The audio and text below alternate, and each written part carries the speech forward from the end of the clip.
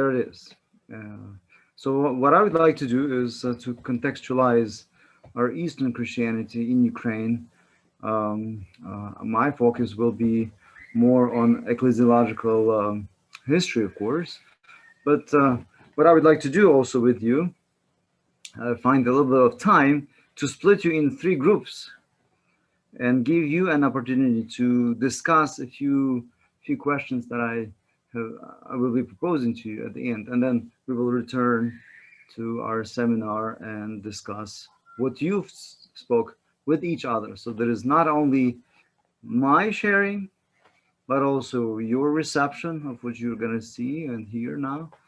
And then I'm very interested in what you have to say. So there will be time for questions, answers. This Zoom works perfect when you want to ask a question and then use chat, but you can also raise your hand as you've successfully done, and then we can discuss. So what would I like to begin with is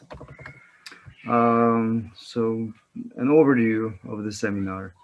Let's talk briefly about origins of Christianity, and I'm interested in to know if you know what is the notion of pentarchy. That's a new thing that some of you may learn. I'm going to quickly run through ecclesiological history of the second millennium in Ukraine, starting with baptism in 1988, and the different phases. I think some of you have covered together with Professor Hrycak, but I will point out to a few important ecclesiological developments so that your picture of Christianity in Ukraine is richer. So we will talk about Polish-Lithuanian Commonwealth, partition of Poland, emergence of Eastern Catholic Church, Protestantism in Ukraine, very briefly. And then we will focus on the first independent state of Ukraine, second independence, which we are enjoying right now since 1991. The most recent ecclesiological development that is important for Ukraine, but it turns out that it is extremely important to the world Orthodox Church. I will address that issue briefly, and then we're going to have a split into 3 subgroups and discuss a few questions that I have for you. All right, let's begin with the origins. I'm not really sure what churches you belong to, but my assumption is that most of you come from Western type of Christianity. But when we look at the first millennium, first 8th century, let's put it this way, Christianity actually functioned in what we called a pentarchy. What is the pentarchy? Pentos means 5, archos is the origin, so 5 major metropolitan cities in Roman Empire. Of course, Rome would be the capital, but we would have also a new capital later from the 4th century and on, Constantinople. There is an ancient city of Alexandria, there is an ancient city of Antioch, and of course Jerusalem. And as you may know, all these 5 centers, at least that's how it functioned in the first millennium, in order to forge what is called orthodoxy, or what is the true faith, what is that the Christians believe in. The assumption was that we have to get together from all those 5 centers and decide. So when you look at the first Ecumenical Council in 321, or the second Ecumenical Council of 381, and so on and so forth, representatives of all these major cities, some other cities as well, but from these must have been present to discuss Christology, Trinitarian theology, ecclesiology, you name it. There is another particular feature of this, because these cities are centers of very important Mediterranean culture. And these cities have given birth to 5, well, let's say 4, I will explain why not 5, but 4 major liturgical traditions. So Rome, we say that is Roman Catholicism. Rome has given a certain particular liturgical unity.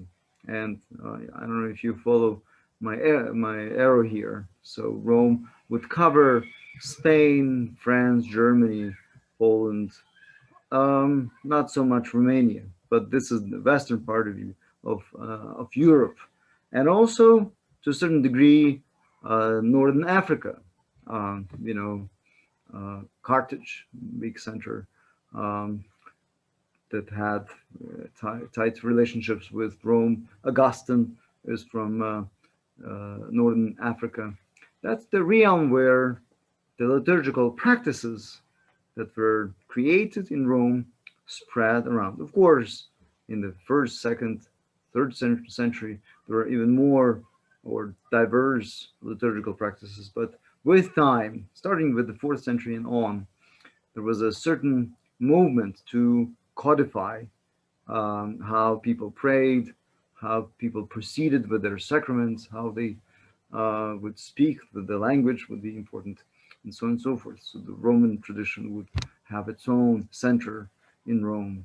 Constantinople, of course, as it was rising, it was as a city was being built by first Emperor Constantine and then his successors, would also be trying to create their own liturgical tradition. And that liturgical tradition, as some of you may know, have absorbed a lot of elements from Jerusalem.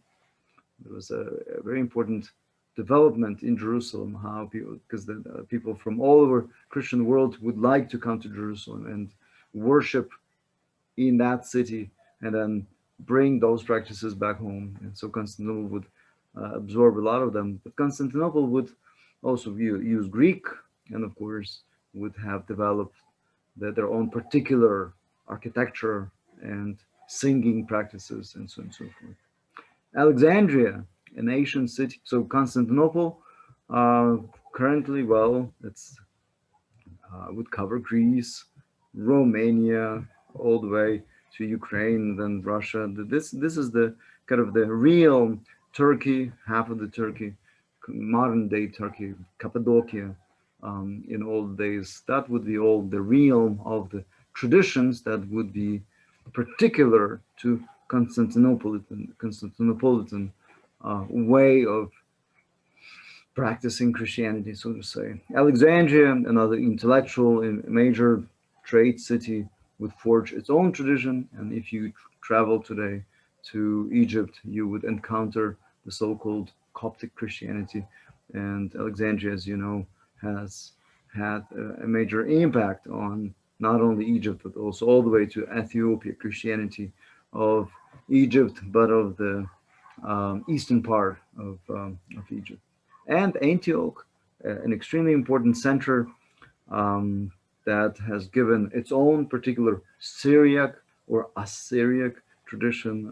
We know that missionaries from Antioch traveled all the way to India and China and Iran, Afghanistan, and established a lot of churches. Actually, in antiquity, this was one of the most populous church. But with time, as differences arose, as you know, people from these cities would come together to discuss their issues and then come to agreement, or sometimes not come to the agreement.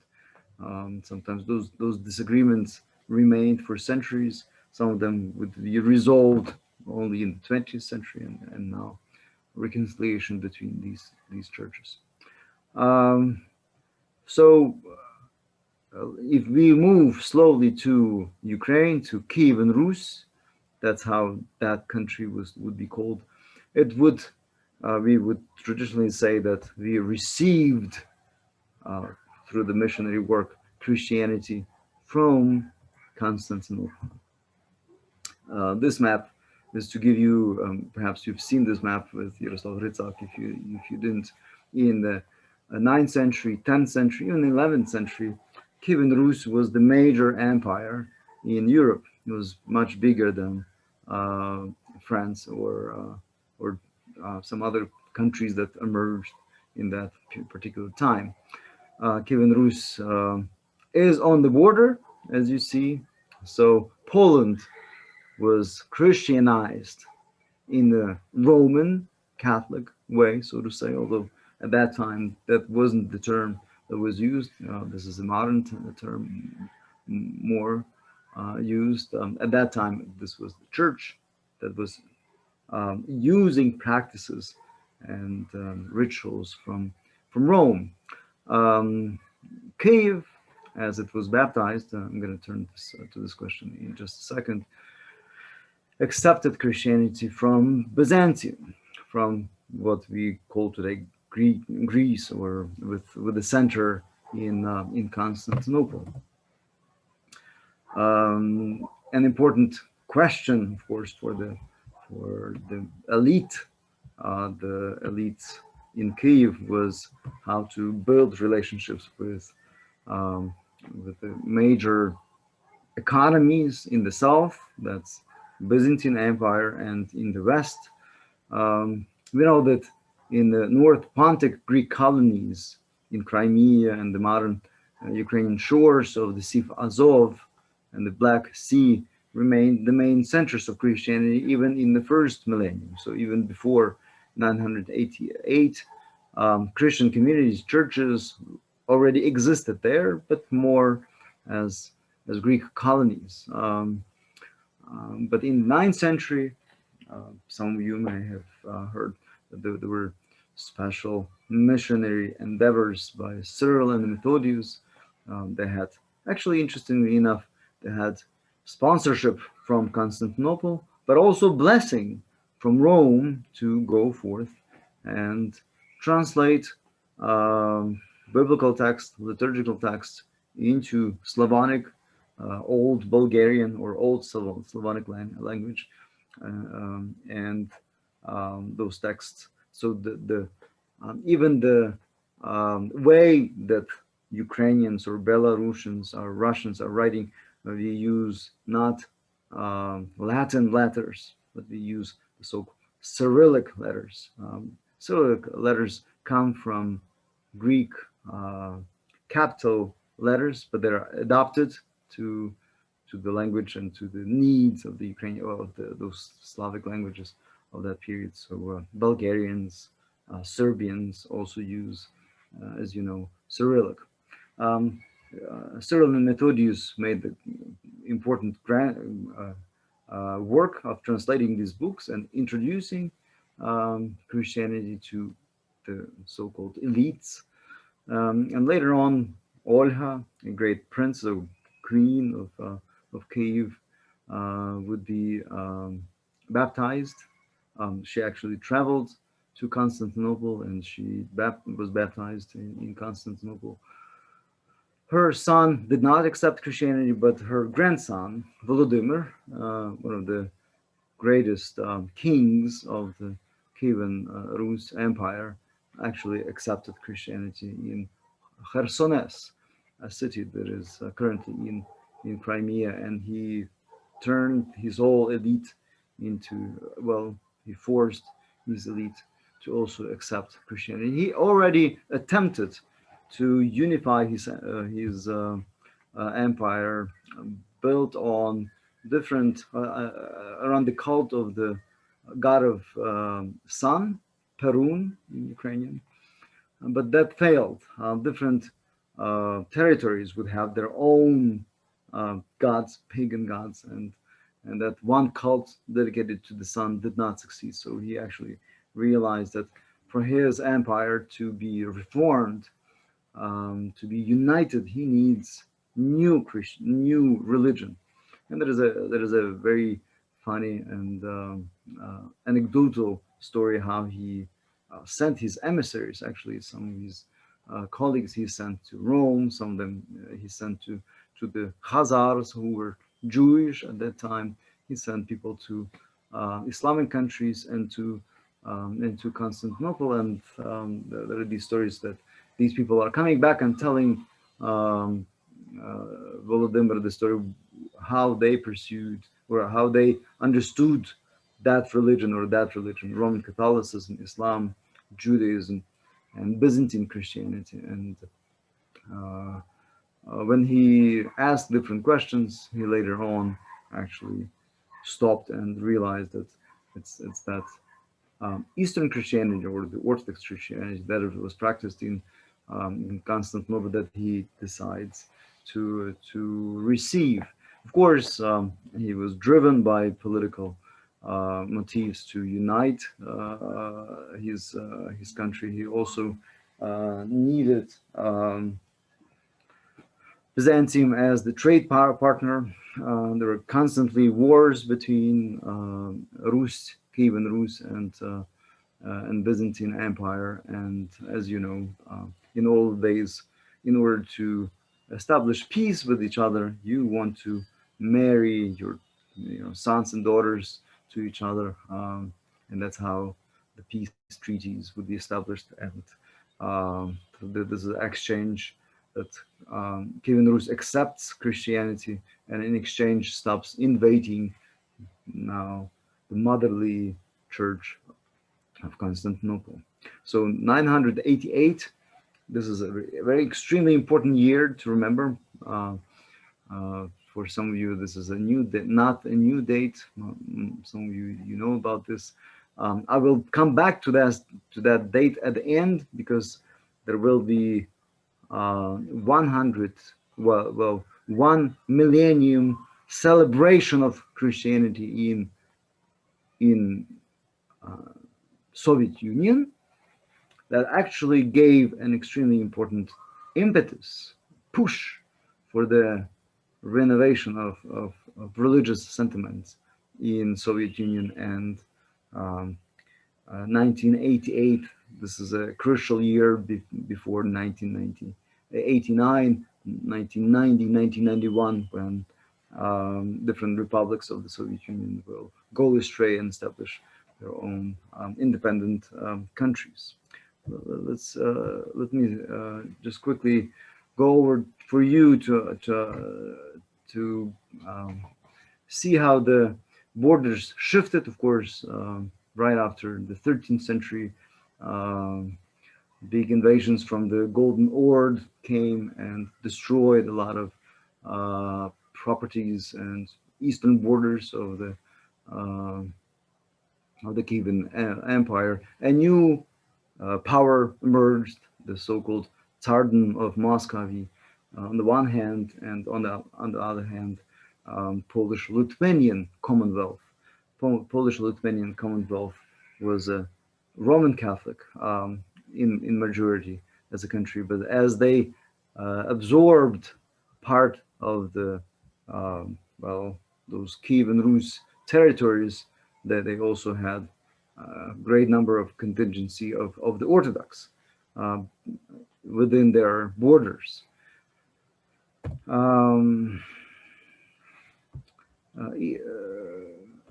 16th century is a crucial period. The Reformation started at the end of 15th century, and the major story goes that as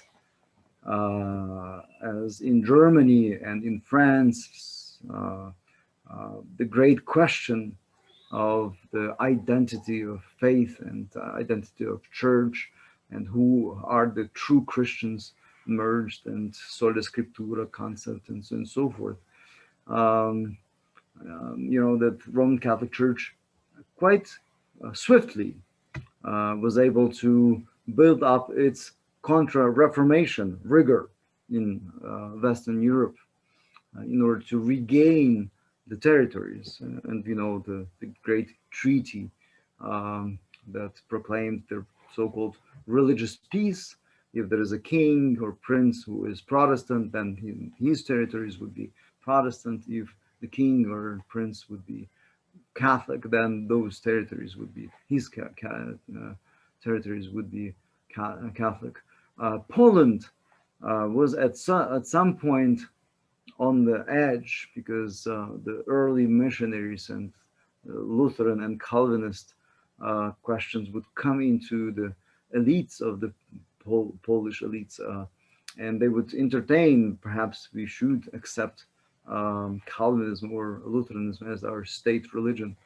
There was a moment where even Polish state, Sejm, the council, would even approve of that decision, but Counter-Reformation um, quickly regained its rigor, and Poland remained a Roman Catholic state. But what happened in that context? That suddenly, as the Roman Catholics were fighting against Protestants, they realized that on their territories they had other Christians, Orthodox Christians. Until then, they coexisted in certain way. But the question is, who are the true Christians? Protestants would say, well, we are the true Christians.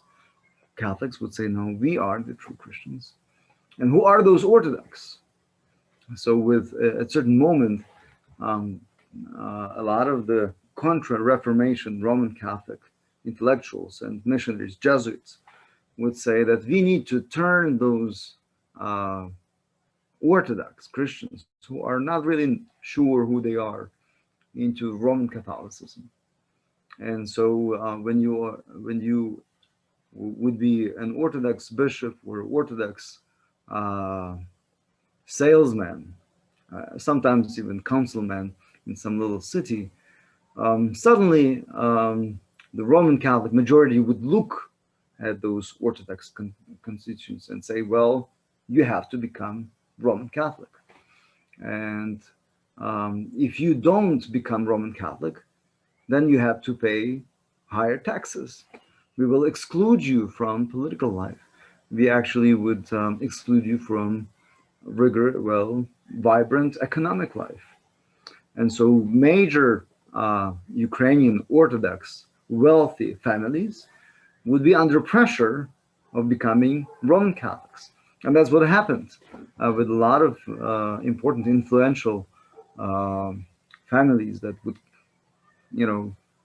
trace their lineage to the older empire. They would be forced into becoming Roman Catholics. Some bishops, the Bishop Mikhailo Rohoza, who would be the Metropolitan of Kyiv, I'm summarizing this, he would say, well, perhaps we can do something different. Instead of becoming Roman Catholics, perhaps we can sign a union with Rome. That's what happened in 1596 under the kingship of Poland of Sigismund III Vaza, the Metropolitan of Kyiv, Mikhail Rohoza. At that time, there was Pope Clement VIII. He would say, well, we as the Orthodox Church with a C in Kyiv, we are the Orthodox Church, but we would like to come under the auspices of the Roman Church. We would, as if, say goodbye to Constantinople and say hello to Rome. But in those 33 articles, they would try to make sure that their traditions, their liturgical traditions, their way of life, so to say, would be preserved. They would be accepting some new dogmas, like on purgatory, that was very important for Roman Catholics, and a few other minor things. But in majority, they would try to remain, what we say, in communion with Rome, living their own Orthodox way of life. That's what happened in 1596. But very quickly, in 1620, some elites in Kyiv and other cities, they would say, well, this is the betrayal of our origins. This is the betrayal of our tradition.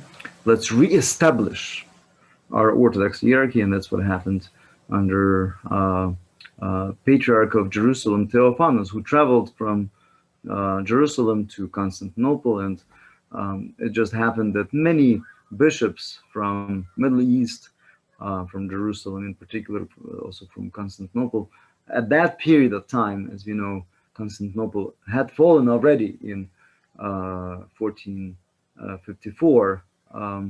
So they were under the pressure of Ottoman Empire, and have very scarce means for their survival. So they would very often come to Ukraine asking money, and the Cossacks would say, "Well, we would give you some money, but please reestablish our hierarchy."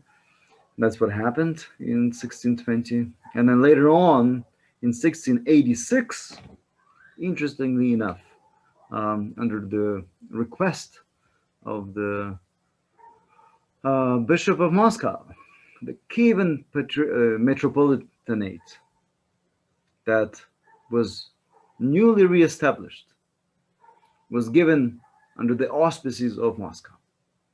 So this is why this period is extremely crucial, because at this period of time, you have Uniate Church, or the Greek Catholic Church, which is the older Orthodox Church, come under the communion or under the auspices of Rome, and then a newly reestablished Orthodox hierarchy just a century later, or 90 years later, would be under the auspices of Moscow. And that's how history becomes more and more complicated. I wanted to give you just a very quick slide here with the Protestantism. Protestantism did not really catch up in Polish-Lithuanian Commonwealth. There are important territories, as you see in the south of Poland, Lublin area, a bit something in the north. Prussians, these are the, well, we today would call Prussians as those who would have more similarity to the German princehood, so to say, different language, different culture. They would be also Protestant, but as you can see, majority of the country of the Polish-Lithuanian Commonwealth would be Catholic. In the East, though, it would remain Orthodox, although those Anabaptists and some German settlers would come all the way to Kyiv and some areas in the south of Ukraine. And modern Protestants very often refer to those times as the original seeds from which they derive their lineage, although, of course, in the 20th century, there were new missionaries that came from all over the world, especially from America. Just a quick slide for you here with the Ukrainian Cossack Hetmanate that was established. It's a tiny country here, as you can see in the purple, that tried to establish its own statehood, so to say, at certain point. And one of the leaders, the hetmans, Bogdan Khmelnytsky, he had the dream, he had kind of an idea of uniting back Ukrainian church. Church matters were part of his vision for the united, restored Ukraine, but that did not last for too long, because it was again crushed, or actually hired by the Poles on the one hand, and then some of the Ukrainian Orthodox families, elites, would be absorbed. They would travel to Petersburg, to, well, later on, of course, and Moscow and other regions to build a new empire, Russian Empire. There came 18th century, another crucial page of history of Central Europe, where Poles lost their statehood. Part of it in the north became part of Prussia. Eastern part would be absorbed by the Russian Empire, and in the south, as you can see here in the pink, that became part of the Austro-Hungarian Empire. Those territories that became part of Russia very quickly were Russified, and Roman Catholic churches and Uniate churches very quickly were liquidated. Well, Roman Catholic churches would be remained, but the so-called Greek Catholic or Uniate churches would be forcefully transformed into Russian Orthodox Church. Um, what happened in Galicia or western part of Ukraine, as you can see here, Lublin, and part of that to the west here is the city. Well, around the letter D, as you can see on this map, would be located our city of Lviv, where I'm speaking from, maybe a little bit to the south from that letter. Yeah, Austro-Hungarians, well, they had difficulties with Poles because Poles constantly fought for their independence, and in order to overbalance the influence of the Roman Catholic Poles, Austrians were Catholics and Poles were Catholics, but Poles wanted to regain its independence, and Austrians wanted to rule that territories. What happened with the remaining the so-called Greek Catholic Church or Uniate Church, the Orthodox Church in communion with Rome? Austrians had a very important policy. They would give the same status to the Greek Catholics. Well, the whole notion of the Greek Catholics was invented by the Maria Theresia, or the Empress of the Austro-Hungarian. She came, well, she was looking at the Catholics behaving or worshiping in a certain way. These are Roman Catholics. And they would ask, who are these people, different people?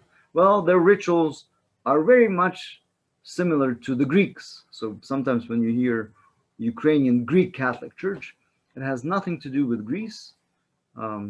These are Ukrainians, but because their ritual, their tradition looks like Greek Orthodox. She gave the name Ukrainian Greek Catholics, and those Ukrainian Greek Catholics within Austro-Hungarian Empire regained an important privileged status in order to overbalance the Polish influence. And under Austro-Hungarian Empire, under the policies, the priests and bishops would be trained in Vienna and in some other important intellectual centers, universities. Some of them would be sent all the way to Rome to study, which resulted in an extremely swift development of theological training and also acceptance of these innovative pastoral practices that were shared by the Roman Catholics in Western Europe to the Eastern Catholics, all the way in Galicia, which is the modern day Western Ukraine. Let's quickly, well, so as we know, with minor changes, the borders remained intact all the way until the beginning of the 20th century, until the First World War, right, which actually destroyed a lot of empires. Austro-Hungarians, well, collapsed as an empire. Ottoman Empire also collapsed in that period. Beginning of the 20th century is extremely interesting period. And what happened in Ukraine? Ukraine tried, together as other countries, as Serbians, as Poles, of course, as Slovaks and other countries, to Greeks, of course, claimed their own independent states. Some of them were granted. After World War II, there was this Versailles treaty that actually established modern, well, at that time, borders. Ukraine succeeded to establish its first independence in November 1918, but then it collapsed. The forces from the Soviet Russia came from one side, and then of course Polish forces, with the help of French allies, came from the west, and Ukrainian statehood, which emerged very briefly at the beginning of the 20th century, was dissolved.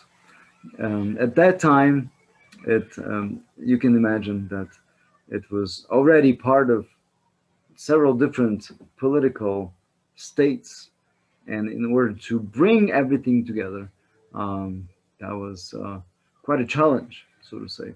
That challenge kind of was eased when Second World War took place, and even though, as you know, Soviet policies were anti-religious, religion was persecuted. Not only, well, for instance, Ukraine Greek Catholic Church was just eliminated with one signature of Stalin, but also Russian Orthodox Church was under the pressure and persecution.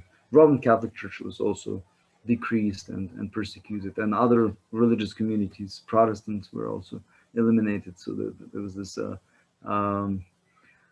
well, as you're familiar with this story, but it gave Ukraine new borders. So after World War II, this red line, as you can see here, brought Odessa, Lviv, which in German was Lemberg, Chernihiv, Kyiv, Kharkiv, that's a city in the east, Donetsk, Luhansk.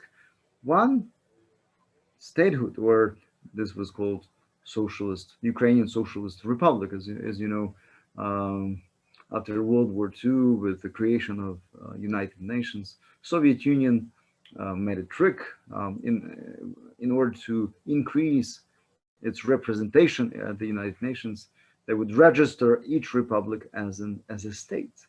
With 15 republics, Soviet Union immediately would have 15 votes at the United Nations assemblies, so to say, even though it was still under one Soviet rule coming from Kyiv.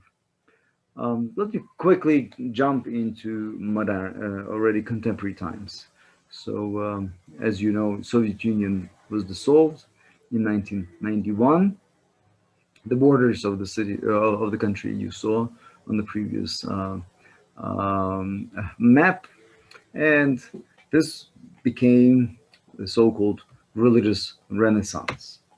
I must say, I mentioned that already at the beginning of my presentation, that year 1988 it was important because this was a great call for people in Ukraine and also in Russia and Belarus and other countries, say that actually, even though we live in this atheist country, but our cultural, our religious roots were all connected to this event of baptism of Ukraine of 988, and so there were actually great celebrations that took place in Moscow. They were prohibited to take place, for instance, in Kyiv, not to give too much of that resonance. But people, in fact, started raising questions.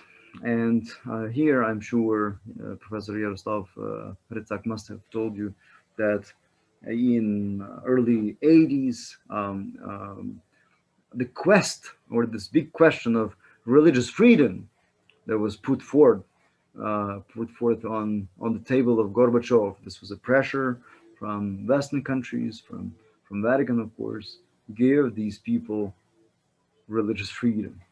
A lot of people in Moscow feared that if we give religious freedom, they will want more, and that's what happened. That with easing religious life, with legalization of, for instance, Ukrainian Greek Catholic Church in 1990, came this wave of manifestations and gatherings and meetings in Riga, in Tbilisi, in Kyiv, in Lviv, saying that we want to actually go away from Soviet Union, and that resulted in the famous Yeltsin, Kravchuk, and Belogorsk treaty that actually ended Soviet Union.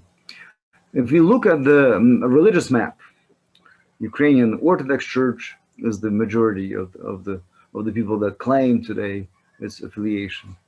There is a Ukrainian Greek Catholic Church, mainly located in the western part of Ukraine. Roman Catholic Church dispersed around the country, but it's one maybe raising to 2%. Protestant churches also raising up to 2% of Ukraine. There's a small amount of Jewish communities, although they're important and influential. And in the south, as you know, Tatars are those who are practicing Islam, and they are less than 1% in Ukraine. Religious sentiments I mentioned in previous statement thesis was connected to the political developments in Central Europe, just like Karol Wojtyla, the big Pope John Paul II, coming to Poland in 1978 and saying that, well, Poland, come back to your religious roots, and that gave the big push for the Solidarność and then changes that took place in Poland and then Eastern Western Germany.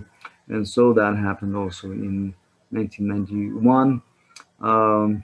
In 2014, this is you can say it's a purely political context, and indeed this was, as you were explained, 2014 was the year where Ukraine was supposed to sign the associated agreement with the European Union, and as the Yanukovych, the president, failed to sign this, this gave rise to the great upheaval. But I put here this photograph with Orthodox priests who are from different groups: Orthodox Kyivan Patriarchate, Moscow Patriarchate, the so-called Autocephalous Church, Greek Catholics. You can find on the internet photographs of Lutheran pastors, Buddhist monks, you name it.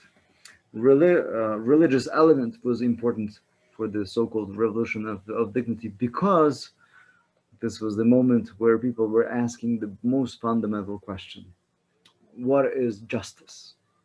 And purely secular answer would not be satisfactory. Priests or religious people would very often serve as the buffer between the two groups, between the police and the protesters. Both groups would so-called respectful of those priests, would not be willing to attack, although you know that there happened a few attacks on the so-called Maidan, and at one of those attacks, the chapel was overturned and burned down, and that also gave even more push for the religious involvement in this so-called revolution of dignity. And that gave Ukrainians a sense of unity, because as many of the priests would say, that when people on Maidan would come to pray together, actually every day would be started with a prayer. That those months during the fall and winter and spring, there would be celebrated liturgy very often, and people would not ask for their religious denomination. Who are you, Catholic or Orthodox or Protestant? People would come together and pray together, so that denomination would be something that would lose its importance. But what was important is the big question: who are we? What is our dignity? Where does that dignity come from? And priest would say, well, the church would say, it comes from God, of course. And then those political questions would be merged with the religious. Well, I'm coming here as a Greek Catholic priest. The so-called social message of the Church. Roman Catholic Church has a very developed bulk of theological propositions for the society. The solidarity, subsidiarity principle of the respect for the human life, and so on and so forth. These would be the important questions that would merge with the political ones in those heated and drastic, actually, to a large degree, mm, dramatic years, because people died in the streets, and as you know, this was also the year where invasion came from Russia to Donetsk, Luhansk, and Crimea.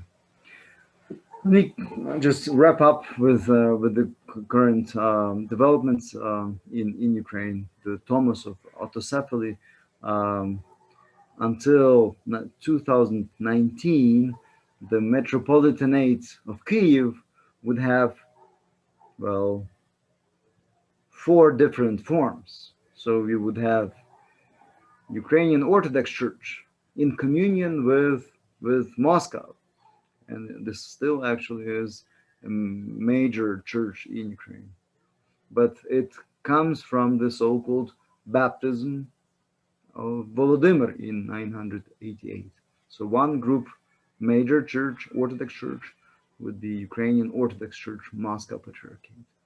Then there is a second church. There was a second church of Ukrainian Orthodox Church of the so-called Kyivan Patriarchate. This church was not recognized by other Orthodox churches. It had strong support from state people, from presidents, and from other politicians, because they thought that for Ukraine we had to have independent Ukrainian Orthodox Church, because the Orthodox Church under the Moscow Patriarchate would be a constant influence from Russia into Ukrainian religious life, but also political life. So they would be supporting Ukrainian Orthodox Church of Kyivan Patriarchate from Kyiv. Then there was a small Orthodox church that would be called Autocephalous Orthodox Church.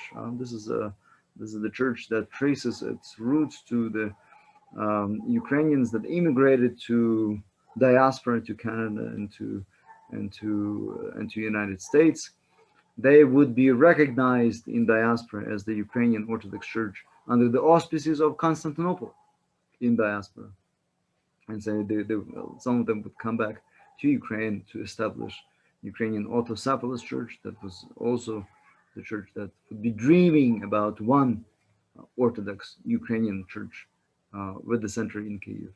And also there is a Ukrainian Greek Catholic Church that also claims its roots from the baptism of Kyiv, from Volodymyr 988, but it's under the auspices or in communion with Rome. So what happened in 2019, at the beginning, actually at the end of that year, the Synod of Bishops of Constantinople would lift the so-called anathemas that would be put by the Moscow Patriarchate on some of the Orthodox bishops of the Kyivan Patriarchate. They would also cancel the so-called transferal of the Kyivan Metropolitanate from Constantinople to Moscow that took place in 1686, the event that I also mentioned earlier, right? There was a newly re-established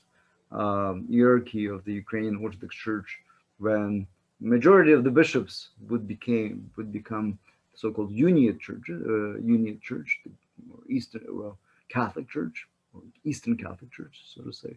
So there was a newly established hierarchy for that church by the Patriarch from Jerusalem, but 90 years very quickly it was absorbed by the Moscow Patriarchate. But what the bishop of Constantinople, Bartholomew, he actually canceled that transferal and as if returned the Kyivan Church under the auspices of the Constantinopolitan Patriarchate.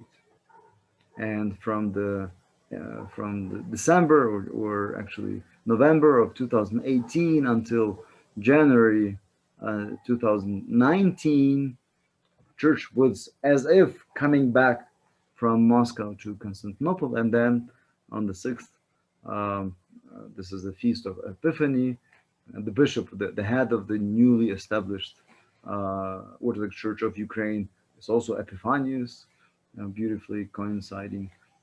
They would establish Ukrainian, Orthodox Church of Ukraine, that united Orthodox Church of Kyivan Patriarchate, Ukrainian Orthocephalous Orthodox Church, and a few, just two bishops from the Ukrainian Orthodox Church of Moscow Patriarchate.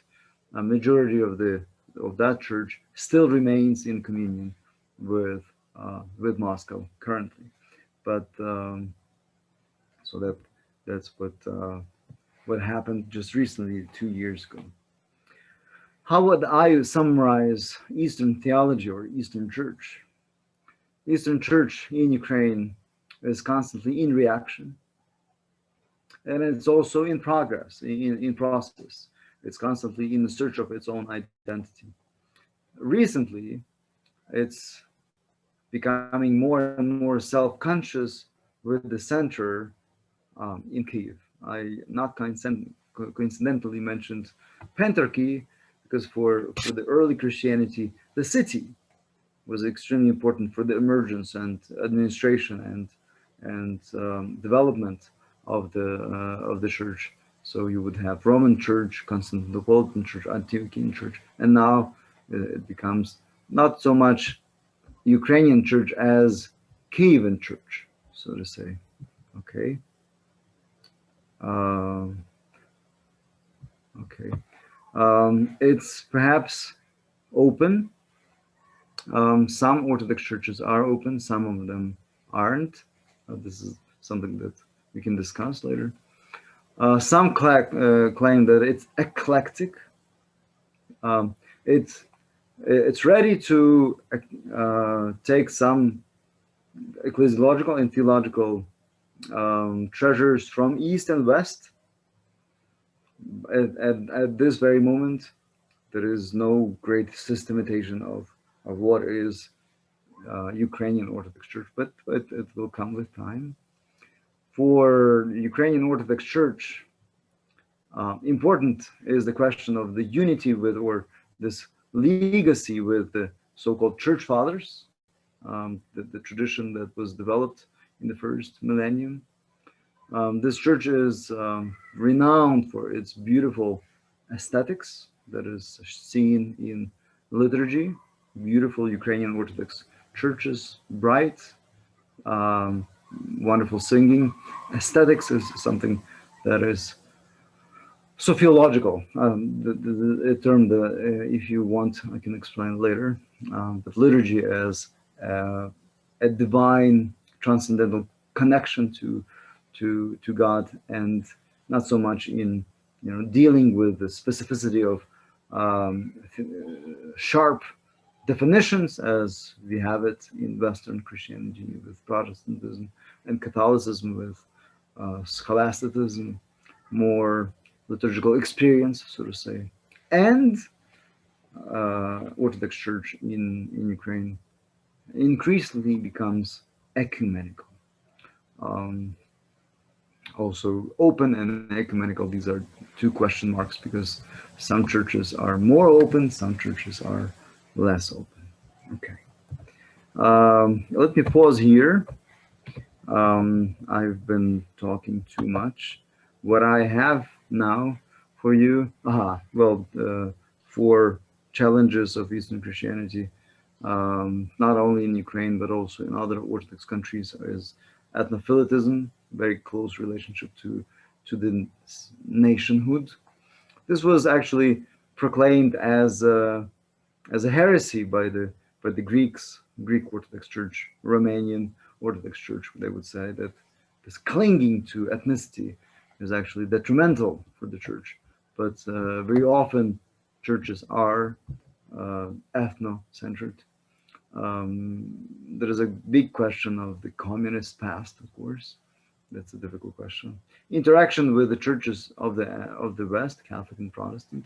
I mentioned that some Orthodox churches are more open to that dialogue. Some of them are less. And we are still waiting, although it's already happening, strong academic centers that, Greek Orthodox Church, Romanian Orthodox Church have renowned theological schools. Orthodox Church of America has, or Greek Orthodox Church in America has strong academic schools, just like Protestants have, and Catholics do.